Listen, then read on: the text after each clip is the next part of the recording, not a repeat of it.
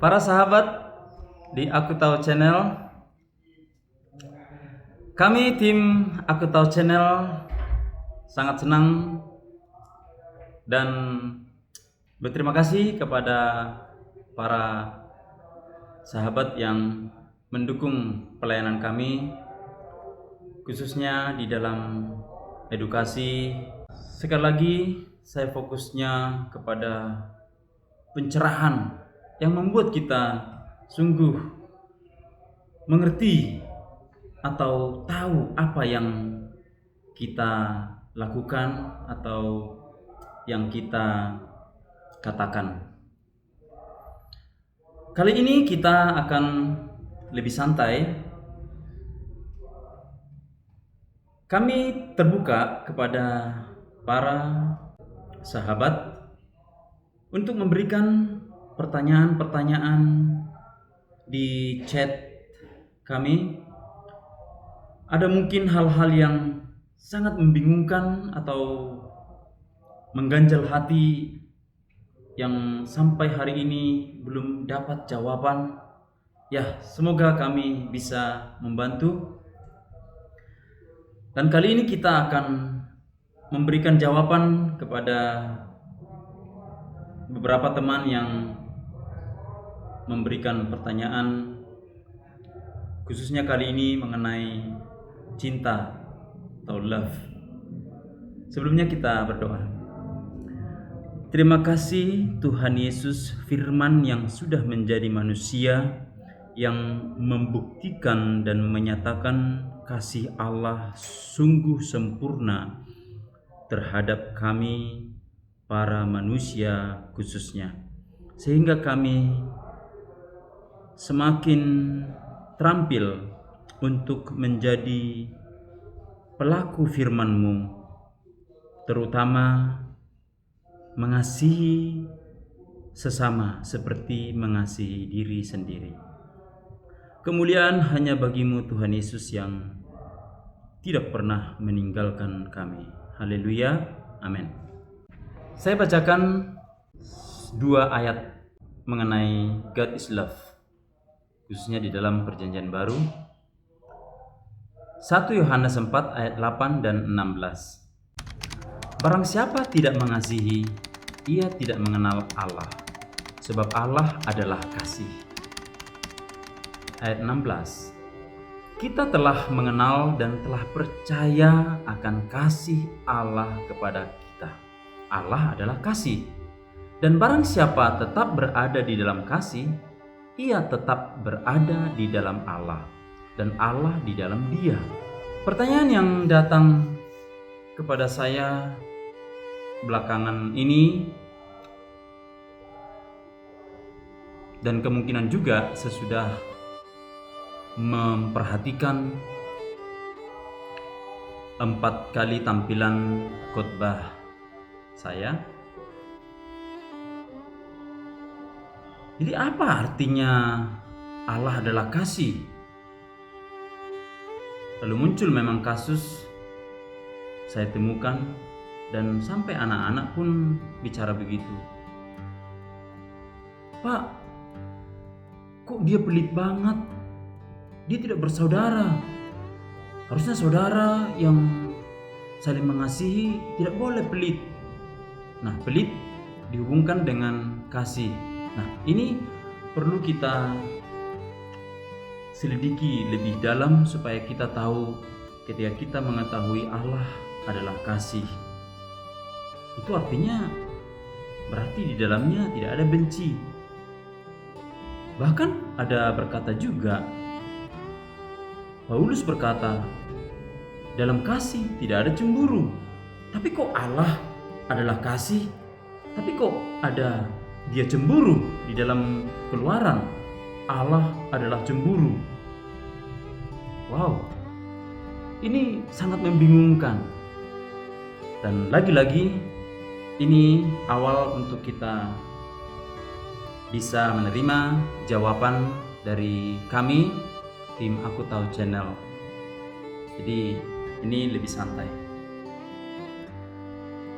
Tadi sudah kita baca 2 ayat tadi Dan kita temukan di situ ada minimal atau pada prinsipnya ada 3 kata kunci di situ yang menerangkan Allah adalah kasih ini.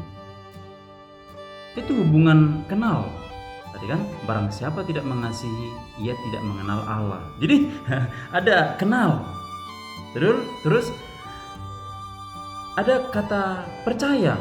Di sini tadi dikatakan kita telah mengenal dan telah percaya. Berarti kenal, percaya, dan juga ada istilah kan di Indonesia, tak kenal maka tak sayang. Nah, jadi sayang, cinta, kasih itu sama saja. Satu bahasa Inggrisnya, God is love. Ketika disebut God is love, kita cuma tahu Allah adalah kasih. Jarang saya dengar dikatakan Allah adalah cinta. Bahkan pernah saya ucapkan kepada teman saya yang sangat dalam mengenai kasih, Allah itu adalah cinta. Wah, jangan, cinta dijadikan negatif, diidentikan sangat negatif. Ini tentu tidak bisa dibenarkan. Jadi kasih, sayang, cinta itu sama saja. Ya, mungkin kita orang Indonesia karena semangatnya akhirnya bisa mubazir. Mubazir kata-katanya, misalnya, oh kasih sayang, cinta kasih. Kenapa nggak pernah cinta sayang? Kenapa nggak pernah kasih cinta?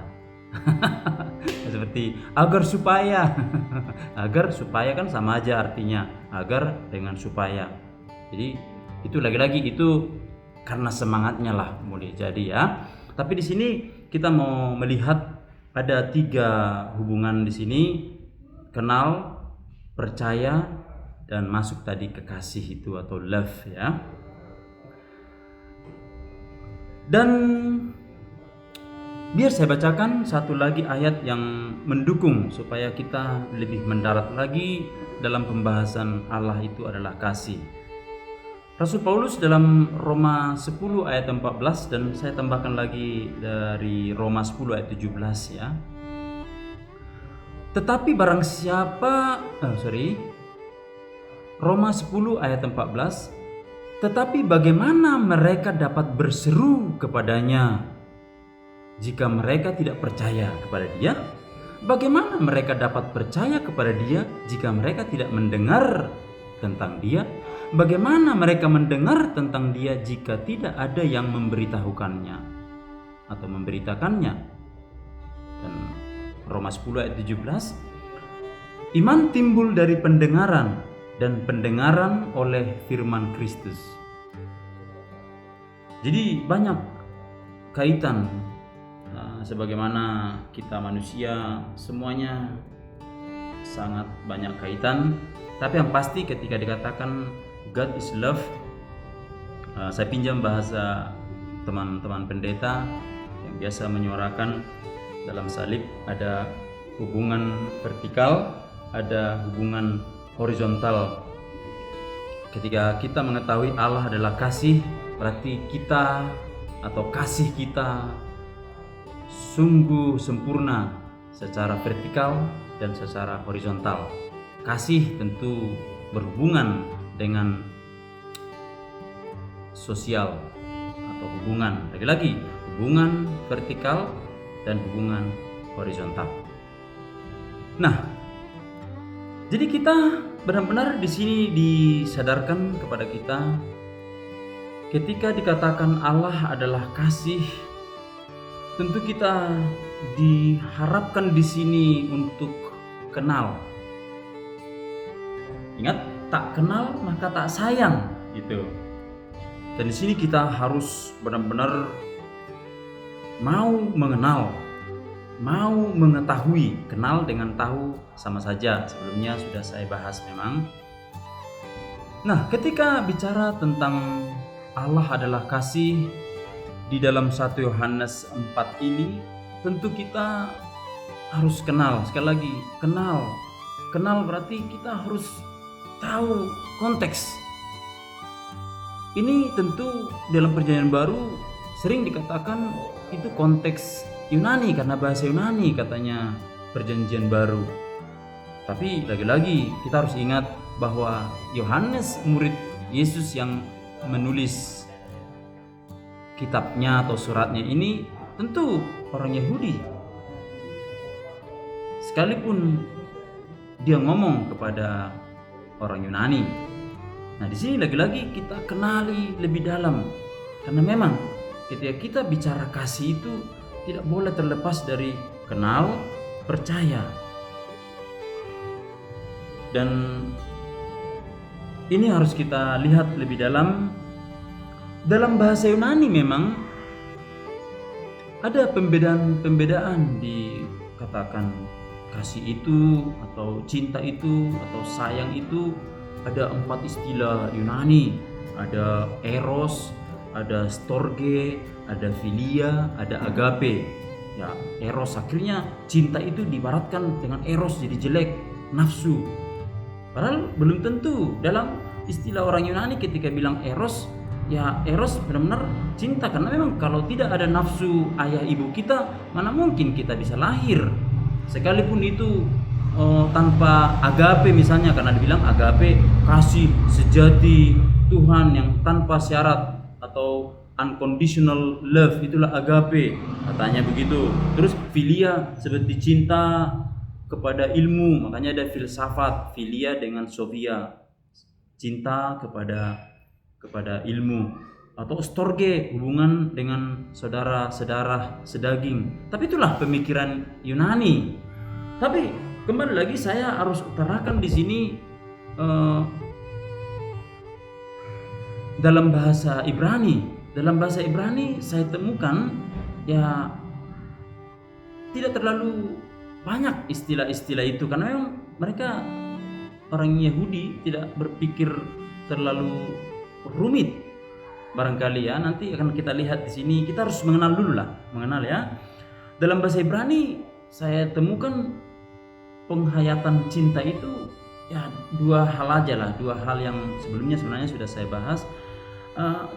Kasih di sini dalam bahasa Ibrani itu saya bacakan kata kuncinya di sini dalam 1 Yohanes 4 ayat 8 dan 16 itu Ha Elohim Huwa Ahava. Jadi Allah itu kasih. Ketika dikatakan Allah itu kasih, Elohim Ahava. Ahava itu 4 huruf, Alef, He, Beth, He. Jadi mereka itu orang Yahudi ketika bilang Ahava itu kasih, itu menunjukkan suatu kesatuan. Makanya tadi ada kata mengenal, ya, mengenal lalu percaya lalu kasih. Karena memang Ahava itu suatu kesatuan. Dan nanti akan kita lihat di situ. Saya hubungkan pernah kepada Shema Israel, Adonai Elohenu Adonai Echad. Echad itu satu artinya. Ketika ditulis juga Echad itu 3 huruf, Alef, He, Daleth, Echad. Itu orang Israel itu sampai hari ini mereka punya arti dan punya nilai nominal, itu nilai numeris setiap huruf. Seperti bahasa Arab kan, alif, ba, ta itu juga sekaligus nomor, ada nomornya. Demikian juga bahasa Ibrani Echad 1 tambah 8 tambah 4 13. Ketika kita bertemu Ahava 1 tambah 5 tambah 2 tambah 5 13. Jadi Ahava dengan Echad itu kesatuan. Dan sederhana bukan? Dengan ada pengertian itu yang berbeda dengan bahasa-bahasa lain. Seperti murid-murid saya selalu saya ajarin juga bahasa Ibrani supaya bisa dibedakan. Contoh, mama atau bapak. Apa artinya bapak, adik-adik? B, ya pokoknya B huruf, artinya nggak ada gitu. Atau A, B, C, D, apa artinya A? Nggak ada artinya, nggak diketahui. Tapi lagi-lagi dalam bahasa Ibrani setiap huruf Alef, Bet, Gimel, Daleth dan seterusnya itu punya makna spiritual di dalam huruf itu, dan sekaligus punya nilai numeris. Ya, jadi Lagi-lagi ahabah, yaitu Allah tadi adalah kasih. Ehad berarti satu, ya. Satu itu satu nilai dengan ahabah, berarti menunjukkan kepada kesatuan. Dan jelas kita mengerti sekarang, jadi tahu ya, ketika kita berkata Allah adalah kasih, berarti lagi-lagi Allah itu satu dan mempersatukan. Seperti kita mencintai sesama, dekat sekali. Tapi lagi-lagi kalau kita bicara benci, nah itu nanti pembicaraan kemudian, kalau nanti kita pertemuan berikutnya saya akan bahas mengenai cinta tiba-tiba jadi benci. Nah itu nanti akan saya jelaskan bersama dengan pertanyaan-pertanyaan yang mungkin bisa muncul ya. Jadi ini bicara soal kasih dulu. Allah adalah kasih, atau Allah adalah cinta, atau Allah adalah sayang ya. Jadi dalam bahasa Ibrani tadi satu ahabah, yang kedua sebelumnya sudah saya kasih tahu rahmat. Rahmat itu dari kata rahim. Jadi seperti ibu melahirkan, dia memberikan sepenuh hidupnya. Artinya itu bukti dia mengasihi anaknya. Dan itulah artinya kasih. Kasih itu benar-benar sepenuhnya dan memberikan dari dalam dirinya. Tentu kita jadi ingat bahwa ketika ada orang memberi tapi milik orang lain yang diberi, itu bukan cinta sesungguhnya. Itu bukan cinta, ya. Itu bukan cinta. Karena kasih itu sungguh memberi dari dirinya sendiri, seperti seorang ibu kepada anaknya atau bayinya. Ya. Dan sebelumnya sudah saya katakan juga bahwa istilah Shema Israel, Adonai, Adonai, Yahweh itu bicara rahmat. Aku adalah aku ada. I am that I am, I will be that I will be. Itu bicara rahmat. Tapi ketika bicara Elohim, itu bicara penghakiman atau hakim. Ya. Jadi ketika dikatakan di sini Elohim huwa ahabah, artinya penghakiman Tuhan itu benar-benar untuk mempersatukan. Dan kita bersyukur Rasul Paulus berkata di dalam 1 Korintus 15 ayat 28, semua ditaklukkan oleh Tuhan sendiri. Sesudah semuanya takluk, bahkan Kristus firman-Nya yang sudah menjadi manusia yang sama dengan kita untuk membawa kita kembali ke kasih kita mula-mula. Kasih mula-mula artinya hubungan Adam dan Hawa akrab sekali di zaman awal ya. Mereka sangat akrab sekali. Tapi karena tiba-tiba ada dosa atau keluar dari kasih, akhirnya dia menjauhkan diri. Ya, ketika diusir oleh Tuhan dari Taman Eden, itu hubungan vertikal ya. Ketika Tuhan mengusir dari Taman Eden, bukan Tuhan mengusir dalam benci, enggak, dia mengusir dalam kasih, karena toh dia adalah kasih. Adam yang menjauhkan diri, ya, seperti kita, seorang ayah, seorang ibu tetap mengasihi anaknya. Nih, seperti pelukan saya. Tapi ketika ada anak saya yang keluar dari pelukan saya, bukan saya yang mengusirnya. Itu harus dimengerti, ya. Nah, ini harus kita mengerti. Sekali lagi saya dalami lagi, ketika disebut Allah adalah kasih, sudah tadi kita bahas, itu menunjukkan kepada kesatuan, ya. Makanya dikatakan oleh Rasul Paulus juga bahwa Tuhan itu Esa. Artinya orang Kristen tidak pernah menyembah Tuhan yang tidak Esa. Ya, dan itu tradisi atau keyakinan yang diteruskan dari Kristus yang adalah orang Yahudi. Ya, Ahabah. Dan di sini harus saya kutip untuk lebih menerangkan lagi Allah itu kasih, supaya lebih jelas menjawab pertanyaan-pertanyaan yang tadi. Saya kutip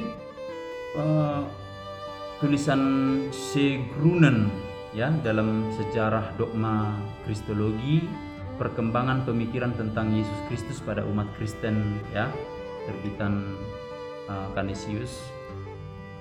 Dikatakan di sini, alam pikiran Yahudi boleh dikatakan dinamis ya. Makanya saya katakan waktu itu Yahweh, I am that I am, I will be that I will be, itu pengertiannya adalah the dynamical becoming.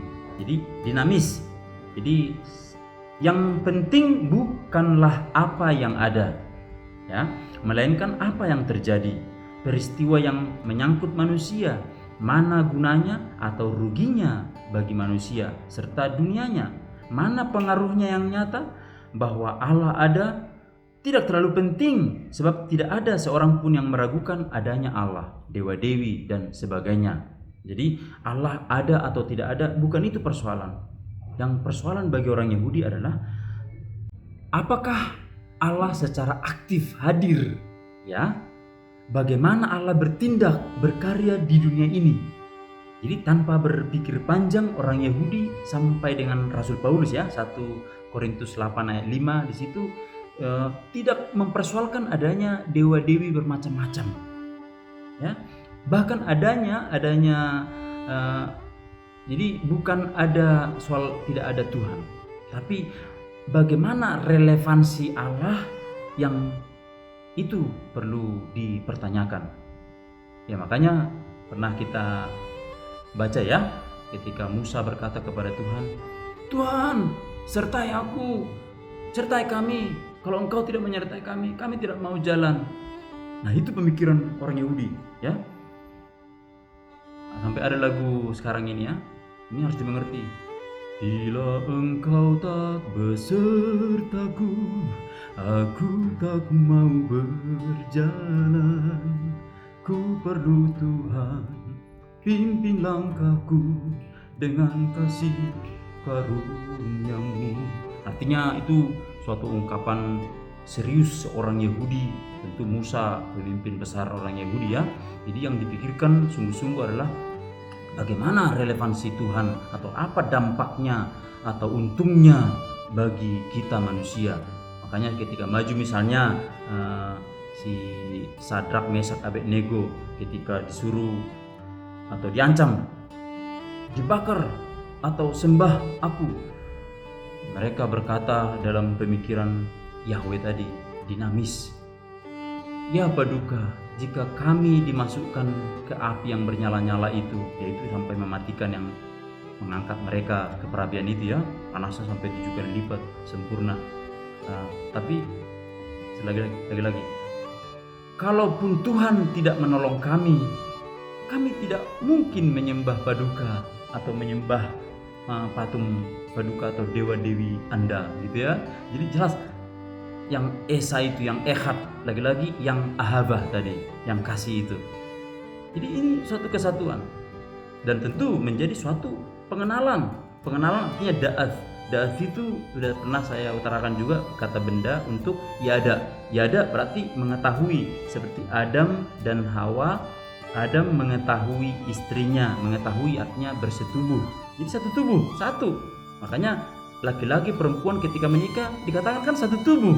Tidak ada mereka dua tubuh, tapi ketika menikah jadi satu tubuh. Nanti kalau udah cerai jadi dua tubuh. Tidak, ketika bicara kasih atau cinta atau sayang itu menunjukkan suatu kesatuan. Satu kesatuan berarti satu tubuh.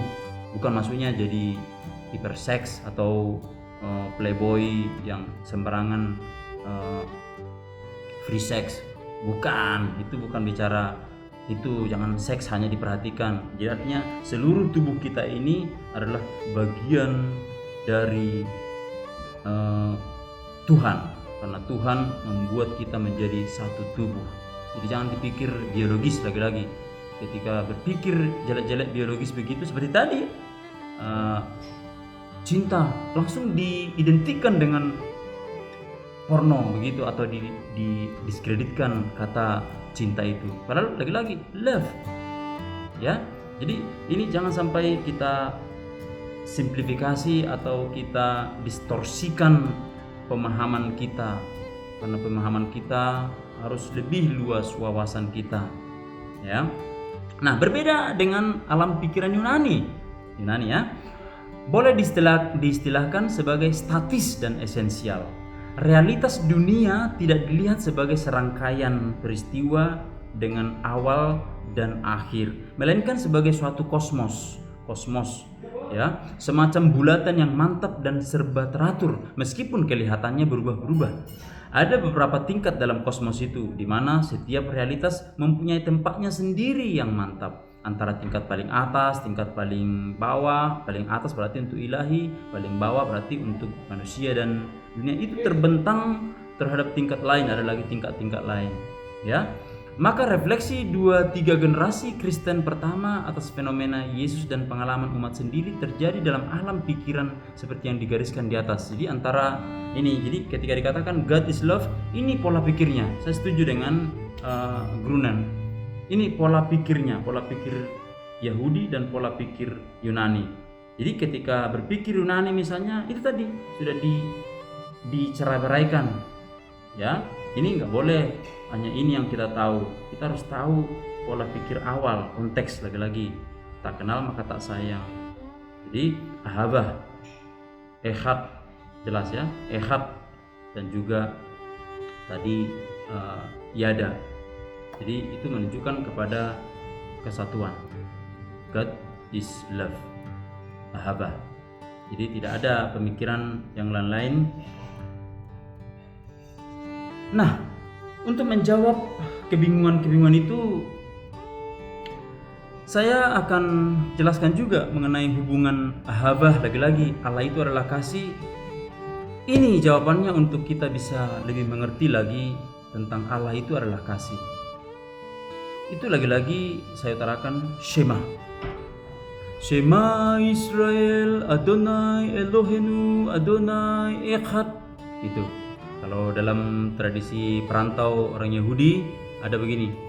Shema Israel, Adonai Elohim, Adonai Echad. Ya, macam-macam lah versi seperti versi lagu sekarang banyak ya. Nah, ini harus kita sadari.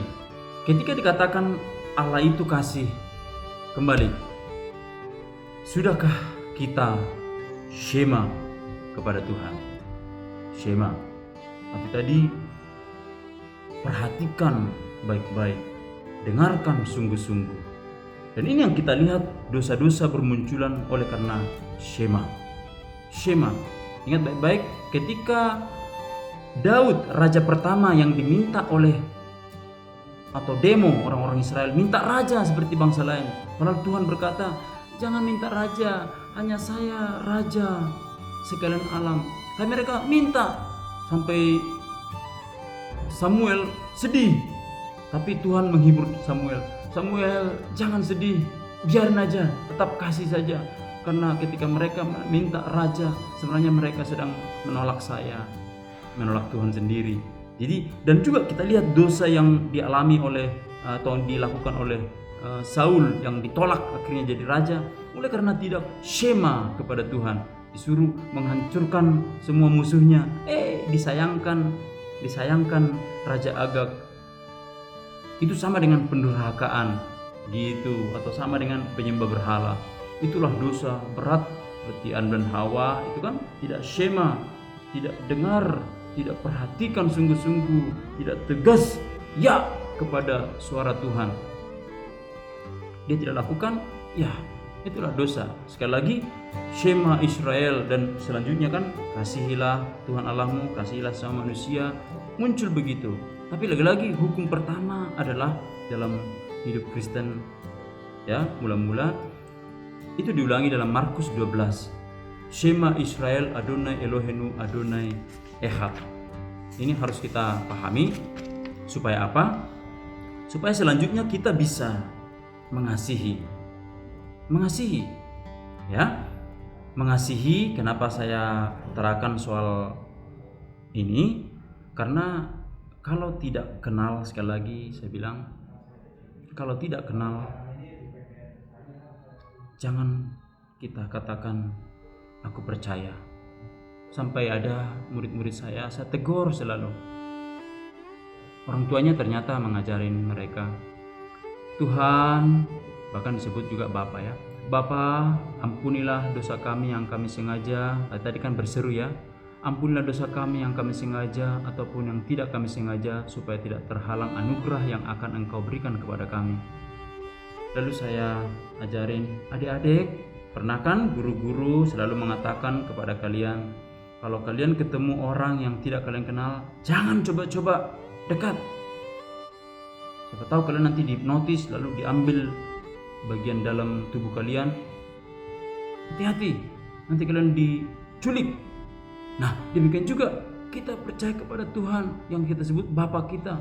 Seandainya bapakmu datang nih, bapak yang kamu panggil tadi, bapak bilang begini, anakku, kan dekat nih, apa dosa yang kamu sengaja? Lalu kamu terus ngomong, tidak tahu Tuhan, yang penting ampuni dosaku yang kusengaja atau tidak kusengaja, supaya tidak terhalang anugerah yang akan kau berikan kepadaku. Baru ditanya lagi, apa dosa yang kamu tidak sengaja? Nggak tahu juga Tuhan, yang penting supaya tidak terhalang anugerah yang akan kau berikan kepadaku. Lalu datang Tuhan yang yang tidak kenal itu tadi, karena kalian malas baca firman Tuhan, baca Alkitab, karena hanya dari Alkitab kita temui, tidak di main gadget atau di sidul anak apa gitu kan, atau lalu kalian di situ semakin mengenal Yesus, semakin sayang kepada Yesus. Tidak ada itu. Oke, kalian gitu ya, malu mereka. Nah, akhirnya Bapak yang kamu panggil itu, yang kamu panggil tadi, Tuhan datang. Ya udah, besok saya kasih kamu pesawat. Dikasih kamu pesawat. Kamu belum tahu juga cara mengendarai pesawat. Ya udah, kamu tancap gas, mati kau. Hati-hati. Tuhan dalam bahasa Indonesia hati-hati loh. Tuhan. Tuhan bisa jadi hantu kan? Nah, lagi ini bicara karena tidak kenal. Dan juga dikatakan juga ya karena kalau kita semakin kenal dan percaya kepada Tuhan yang sangat penuh rahmat gitu ya, penuh rahmat, kita dikatakan sebagai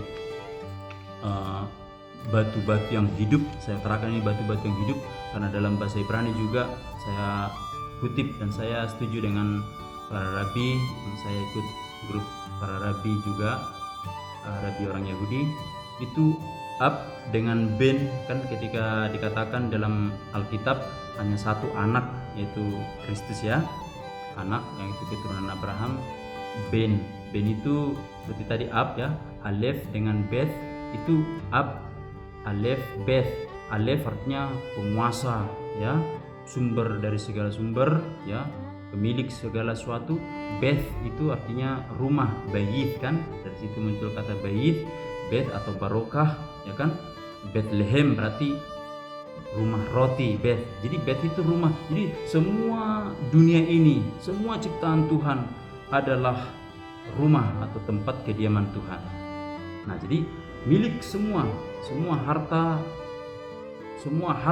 warisan itu semua jadi milik.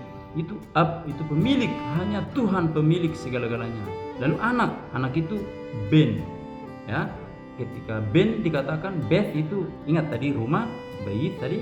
Terus nun artinya pewaris dalam bahasa Ibrani ya, pewaris. Jadi pewaris rumah tentu hanya anak ya. Jadi pewaris rumah. Jadi ketika digabungkan ab dengan ben, aven dibaca, itu artinya batu.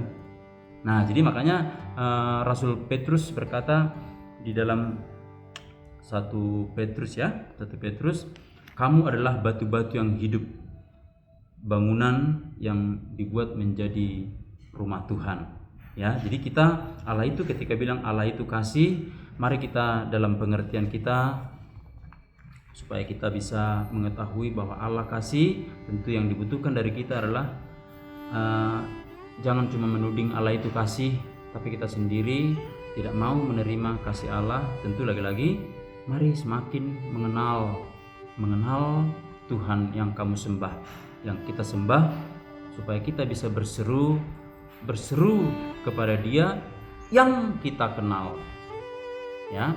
Itu yang penting ya. Dan dengan kenal tentu akan makin percaya ya, saling kenal makin percaya. Itu lagi-lagi dinamis, bukan sekali kenal baru sebulan lagi ketemu tiba-tiba langsung saling memberi uang misalnya, langsung ketipu.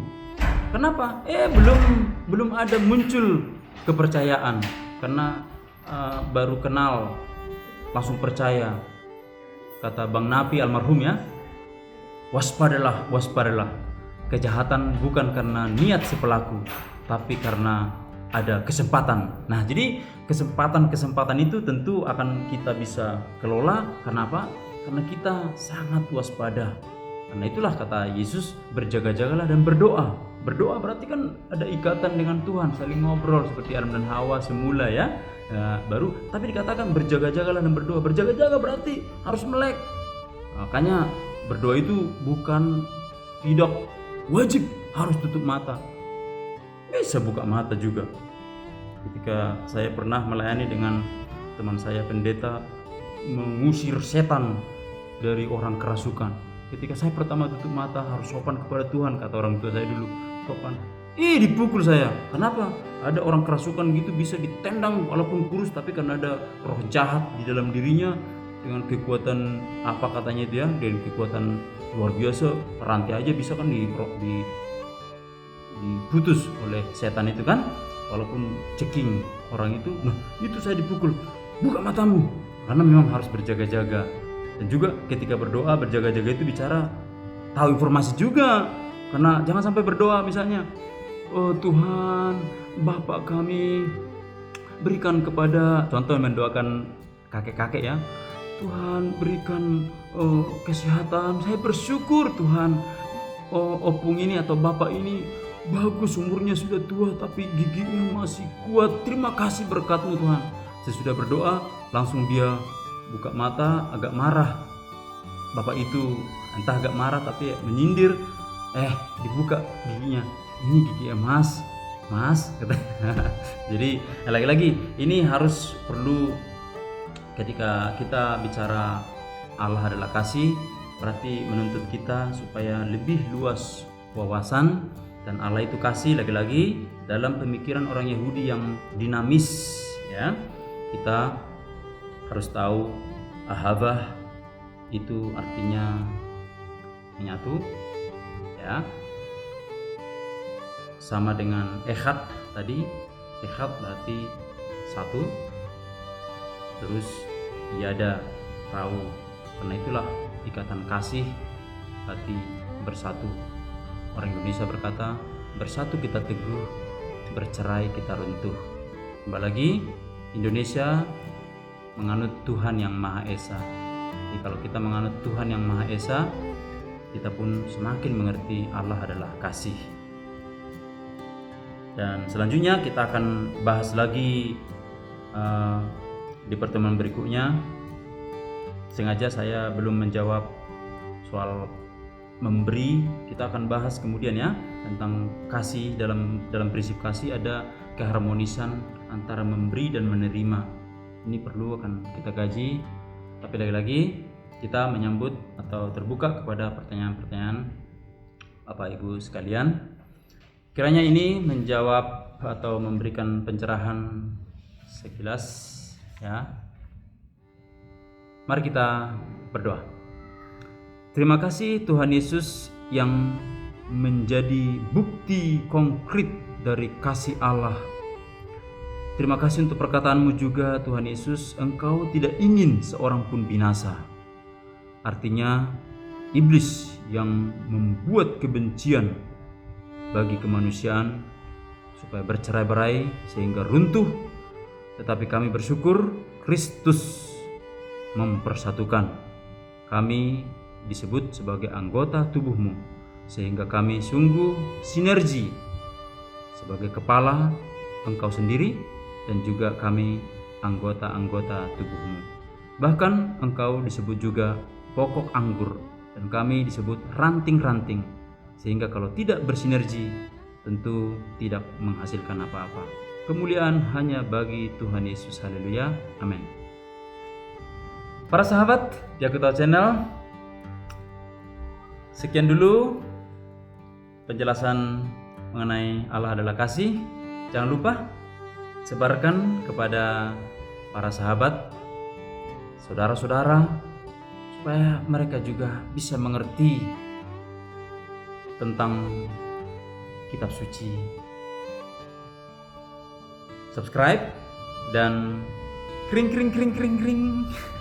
Haleluya.